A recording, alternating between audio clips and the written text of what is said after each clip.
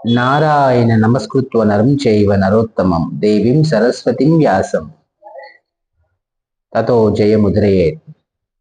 మహాభారతం మొదటి పర్వం ఆది పర్వంలో భాగంగా భూదేవి చివరకు బ్రహ్మదేవుణ్ణి సమీపించి కన్నీటితో తన వ్యధను తెలుపుకున్నది.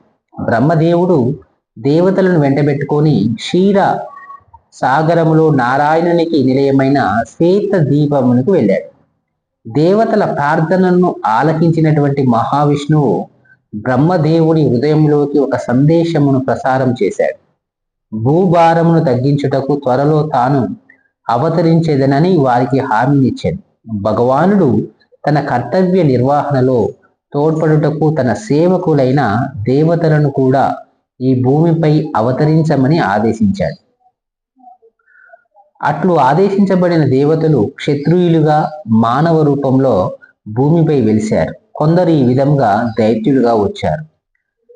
విప్రచిత్తి అనే దానవుడు జరాసంధుడయ్యాడు. హిరణ్యకశిపుడు శిశుపాలుడయ్యాడు. ప్రహ్లాదుని అనురుడు సంహ్లాదశల్యునిగా వచ్చాడు. అనుహ్లాదుడు దృష్టకేతువుగా మారాడు. వష్కల అనే అసురుడు భగవదత్తుడయ్యాడు. కాలనేమి దానవుడైన కంసునిగా వెలిసాను. బృహస్పతిలోని ఒక అంశ ద్రోణాచార్య రూపంను దాల్చినది. మహాదేవుడు యముడి అంశలు కామక్రోధాలతో నిండిన అశ్వత్థామగా అవతరించెను. ద్వాపర యుగము శకుని రూపమును దాల్చెను.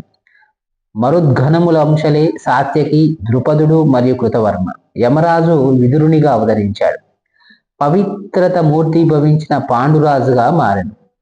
కలిలోని ఒక అంశ దుర్యోధునిగా వెలిశాడు. దుశ్శాసునితో మొదలుపెట్టి దుర్యోధనుని సోదరులందరూ పులస్త్యుని రాక్షస పుత్రుడు. పాండవులు ధర్మము, వాయువు, ఇంద్రుడు మరియు అశ్విని దేవతల అంశాలు.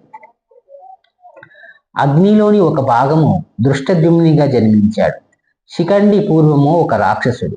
విశ్వదేవులు ద్రౌపది పుత్రులుగా జన్మించారు. సనత్కుమారుడు ప్రద్యుమ్నిగా అవతరించాడు. 16,000 అప్సరసులు శ్రీకృష్ణ భగవానునికి భార్యలైనారు. లక్ష్మీదేవి స్వయం రుక్మిణీదేవిగా అవతరించినది. ఇంద్రుని పత్ని శశీదేవి భాగము కొంత ద్రౌపదిగా అవతరించినది. సోమిని కుమారుడైన వర్చసుడు అభిమన్యునిగా జన్మించాడు. దేవతలు శ్రీకృష్ణ భగవానుని కర్తవ్య పాలనలో తాము నిర్వర్తించవలసిన పాత్రల గురించి చర్చించుకుంటుండగా సోముడు, నాకు నా పుత్రుడని నా ప్రాణం, అతని వియోగమును నేను భరింపలేను అన్నాడు. ఏమైనను అసురులను నశింపజేసే విష్ణు భగవానుని కార్యముకు తోడ్పడుటకు దేవతలు ఎన్నడూనూ వెనుకాడరని పలికారు. చివరకు సోముడు, నా పుత్రుని పంపేదను, కానీ నేను అతని దీర్ఘకాల వియోగమును భరించలేను. వర్చసుడు నరుని అవతారమైన అర్జునునికి పుత్రునిగా జన్మించి పిన్న వయస్సులోనే ఒక మహారథి యోధుడగును.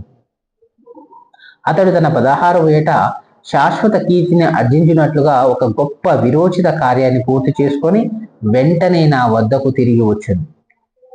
భూభారాన్ని తగ్గించుటకు ఏర్పరచబడిన మహారణములో వర్చసుడు 4వ వంతు శత్రు సైన్యాన్ని సగము దినములో నశింపజేసి వీర మరణము పొందును. అంతేకాకుండా దాదాపు నశించిపోతున్నట్టు భరత వంశంను కొనసాగించుటకు అతడు ఒక వీరపుత్రుని కూడా అందించును అని పలికాడు.